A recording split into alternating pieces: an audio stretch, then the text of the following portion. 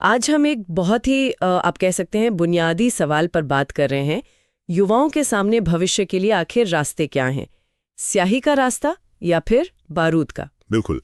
और ये सवाल डॉक्टर कुमार शेखर के एक लेख से उभरता है, स्याही या बारूद, युवा के लिए भविष्य का चुनाव। हम उसी के कुछ अहम हिस्सों पर आज गौर करेंगे।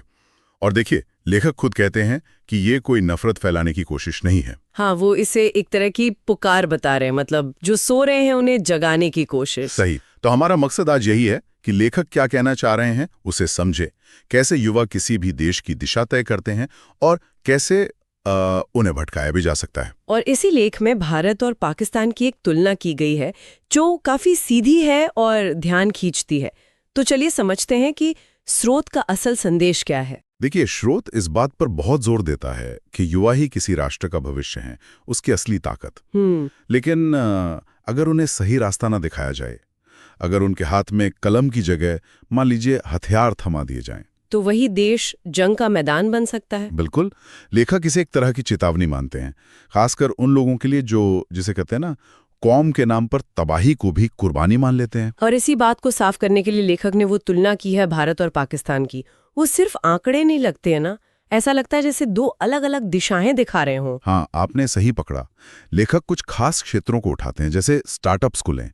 भारत में वो बताते हैं करीब 1 लाख से ज्यादा, और पाकिस्तान में 1000 के आसपास।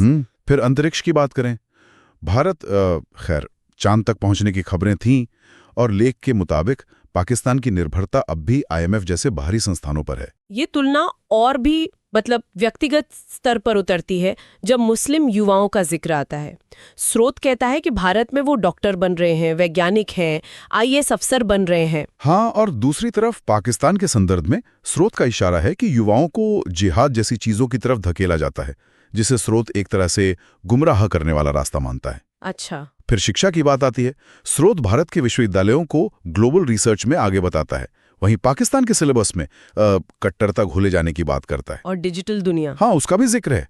भारत में 85 करोड़ से ज्यादा इंटरनेट यूजर्स बताए गए हैं, जबकि पाकिस्तान लेख के अनुसार इस डिजिटल दौर में अभी अपनी जगह तलाश ही रहा है। तो ये बस आंकड़े नहीं है, ये एक आईना दिखाने जैसा है कि देखो, अगर युवा सही चुनाव नहीं करेंगे तो वो दुनिया में कहाँ रह जाएंगे। बिल्कुल। और फिर लेखक एक और बहुत अहम नुक्ता उठाते हैं। वो कहते हैं कि युवाओं के रास्ते में जो रुकावट है ना, वो कोई बाहरी दुश्मन नहीं है। अक्सर तो कौन है?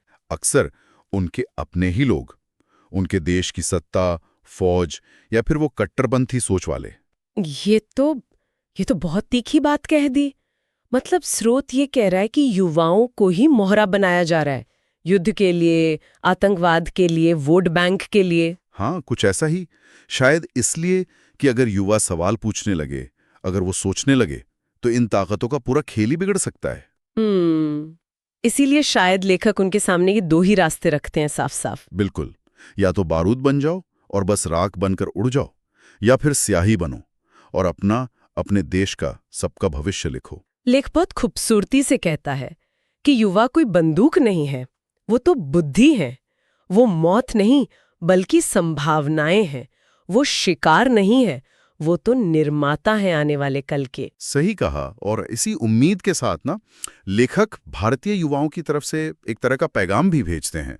वो कहते हैं कि हम चाहते हैं कि सरहद पार के युवा भी सोचें, पढ़ें, लिखें, कुछ रचें। दोस्ती का हाथ बढ़ाने जैसा। हाँ, बिल्कुल। कि वो बने जो शायद उनका अपना सिस्टम उन्हें बनने नहीं दे रहा। तो कुल मिलाकर पूरी बात वहीं आकर रुकती है, स्याही या बारूद। और डॉक्टर कुंवर शेखर का जो आखिरी संदेश है वो भी यही कहता है, तुम्हारा खून तुम्हारा है, इसे स्याही बनाओ जिससे कलम भविष्य के पन्ने लिखें।